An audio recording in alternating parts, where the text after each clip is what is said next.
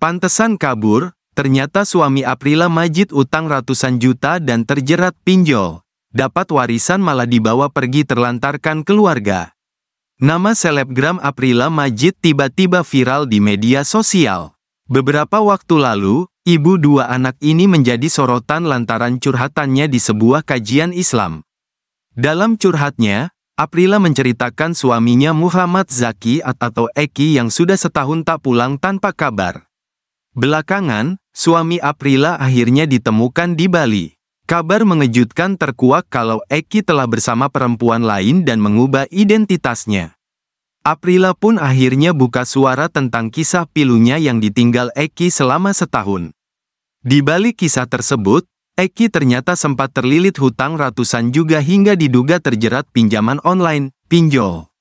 Sebelum akhirnya pergi meninggalkan istri dan anak, Eki diketahui sempat berhenti kerja dari bank karena ingin hijrah. Ia lantas bekerja di perusahaan mertuanya yang bergerak di bidang kontraktor. Suatu ketika, Eki mendapatkan proyek membangun satu rumah. Uang proyek pun ditransfer ke rekening bank Aprila yang juga dapat diakses oleh Eki. Tak berapa lama, April menyadari nominal uang di rekeningnya yang berkurang sedikit demi sedikit. April pun mendatangi bank untuk memastikan adanya penarikan uang dari rekeningnya. Benar saja, uangnya berkurang, Bunda. Dari situ, April baru mengetahui bahwa uang di rekeningnya ditarik oleh sang suami. Uang tersebut berasal dari proyek yang nominalnya mencapai ratusan juta. Aku lupa nominal pasnya kurang lebih 200-300 juta, ungkap Aprila, dikutip dari YouTube curhat Bang Denny Sumargo. Saat itu, Eki mengaku menggunakan uang tersebut untuk investasi online. Tetapi, ia justru tertipu hingga semua uangnya raib. Mendengar itu semua, April memaafkan suaminya dengan syarat Eki harus bertanggung jawab membayar hutang dari uang yang telah digunakannya. Itu aku enggak tahu, dia bilangnya investasi online. Tapi karena aku masih sayang sama dia dan dia berusaha buat meyakinkan aku sampai sujud-sujud, dia hilaf kali ini. Dia juga tertipu, uangnya hilang enggak ada, 0 rupiah pun enggak ada, kata Aprila. Setelah masalah hutang dianggap selesai, masalah baru kembali muncul. Kali ini, April dihubungi oleh pinjaman online, pinjol, yang mengatasnamakan suaminya. Saat itu, April tidak percaya bahwa Eki menggunakan pinjol, Bunda. Eki pun meyakinkan istrinya bahwa itu semua tidak benar. Bulan puasa, tiba-tiba ada pinjol ada chat ke nomor aku kayak kasih tahu suaminya suruh bayar intinya, terus aku bilang ini apa, katanya enggak ini salah nomor kali. Aku percaya dia enggak akan melakukan itu, kata April. Namun, dugaan kembali muncul setelah Eki ketahuan meminjam uang dari temannya.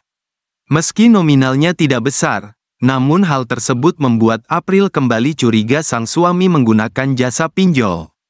Sedikit-dikit itu ada tanda sih sebenarnya, kayak aku punya teman, terus dia bilang si Jaki, Eki, pinjam uang 800 rupiah, 1000, atau sejuta, terus kataku ngapain pinjam segitu kan kita juga pegang uang buat dia.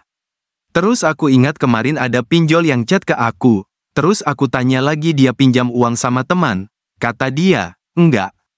Padahal keuangan kita baik-baik saja untuk kehidupan sehari-hari, ungkap bunda dua anak ini. Setelah masalah hutang dan pinjol, Eki tiba-tiba pergi meninggalkan Aprila dan anak-anaknya. Sebelum pergi meninggalkan istrinya, Eki sempat berjanji ingin pergi ke kelurahan mengurus surat ahli waris keluarganya. Kebetulan, saat itu ibunda Eki baru saja meninggal dunia. Warisan yang diterima Eki ini rencananya akan digunakan untuk membayar utang ratusan juta di bank. Waktu itu mamanya meninggal, dan pas banget memang jalannya Allah, kayak bagiannya, warisan, dia nominalnya pas sama utang di bank. Jadi aku bilang, ya akhirnya utang itu akan lunas, ujar Aprila. Saat mengurus surat ahli waris, Aprila bersikeras ingin ikut suaminya ke kelurahan. Ia ingin memastikan sang suami benar-benar membayar hutangnya, Bunda. Namun, saat Aprila tengah bersiap, Eki tiba-tiba hilang dan pergi meninggalkannya. Dari situ, Eki tak pernah kembali. Beberapa hari tak muncul, Aprila lantas menyimpulkan bahwa suaminya tidak pernah membayar utang. Ia pun berusaha menggunakan berbagai cara untuk menemukan sang suami. Aku telepon enggak diangkat. Hari kedua enggak muncul, aku sudah enggak tenang. Akhirnya aku menyimpulkan uangnya dibawa, uangnya tidak dipakai buat bayar utang, tapi untuk hal lain, ungkapnya. Aku mau makek surekayak benar enggak uangnya belum dibayarin, dia pergi terakhir ngomongin uang itu. Aku ke bank sama kakaknya, dibukain mutasi rekening, banyak transaksi virtual account dan itu nominalnya besar-besar banget. Aku enggak tahu, kata bank mengarah ke investasi yang aku enggak tahu sampai sekarang. Aprila sempat menggunakan jasa hacker dan intel untuk mencari suaminya. Ia juga memutuskan untuk melaporkan ke polisi setelah menggunakan segala cara untuk menemukan sang suami.